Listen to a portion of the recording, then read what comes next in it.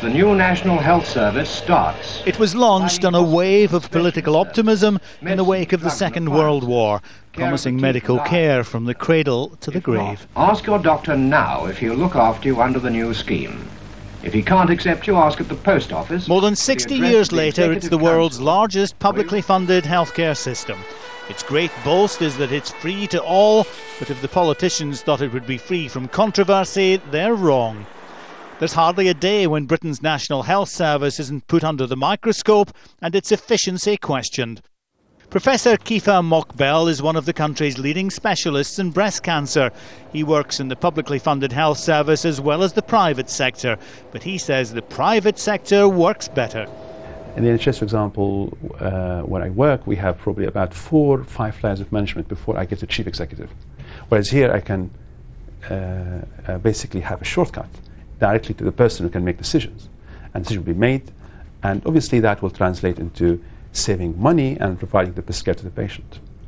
But Martha Jean Baker, an American who's lived in London for 12 years and twice had to rely on the NHS for treatment, says it's the best in the world. I think the Brits don't appreciate what they have.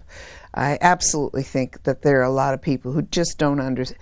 It's existed now for 60 years, and I think they take it for granted. They don't know what it's like not to have insurance.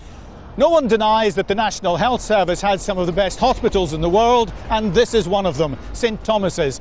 But it's perhaps no coincidence that it sits just across the River Thames from the British Parliament. Critics, however, say that one of the problems is that the quality is not evenly distributed across the country. Very often the standard of care you get can depend on the lottery of where you live. It's up to local health bodies to decide how they spend their money. National priorities are set by an organisation known as the National Institute for Clinical Excellence. That's NICE for short, but that's not how they're usually portrayed. I'm a doctor and I've worked in the NHS for 30 years. Many senior people at NICE are the same. Medicine and healthcare is a very challenging profession. You have to make hard decisions. But we always do the best for patients. And in the context of NICE, the patient is the whole of the NHS. We have responsibility for 50, 60 million patients.